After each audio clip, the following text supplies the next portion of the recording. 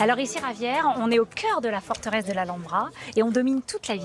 Oui, c'est ça. On a juste en face les quartiers de l'Albaïcin, que c'était l'ancien quartier arabe, l'ancien Médina. Puis, le premier sultan, Mohammed Ier, il a décidé de construire ici la forteresse parce que d'ici, on contrôlait tous les territoires, comme vous pouvez voir. D'accord. Alors cette forteresse, c'est la première partie de l'Alhambra qui a été construite. C'était en quelle année? C'était début du XIIIe siècle.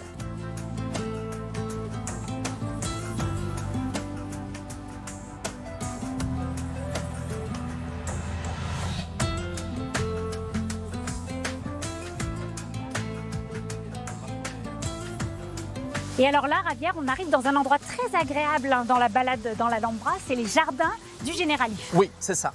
Le Généralif, c'était le palais d'été du sultan et c'était aussi l'endroit où on avait tous les potagers pour cultiver les légumes et tous les produits qu'on mangeait. Et c'est donc l'espace plus agréable pour les sultans où ils venaient pour se reposer.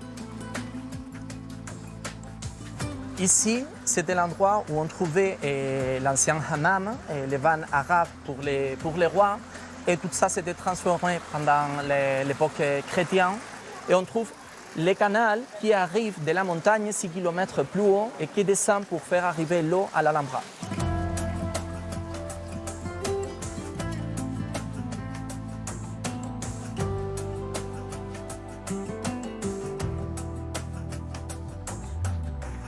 Et enfin, Javier, on arrive ici dans le palais Nasrid. Oui, c'est la maison des sultans. Et alors c'est ici que l'on peut admirer l'architecture Nasrid, c'est exceptionnel. C'est ça, on va trouver partout des plâtreries, on va trouver des grands bassins, on va trouver des mosaïques.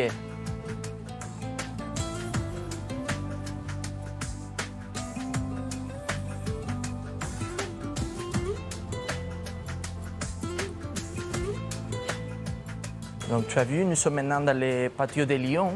Oh là là, c'est magnifique.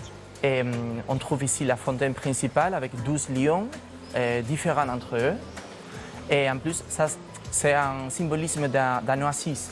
C'est un oasis. Okay. Oui, la fontaine, c'est l'oasis par soi-même.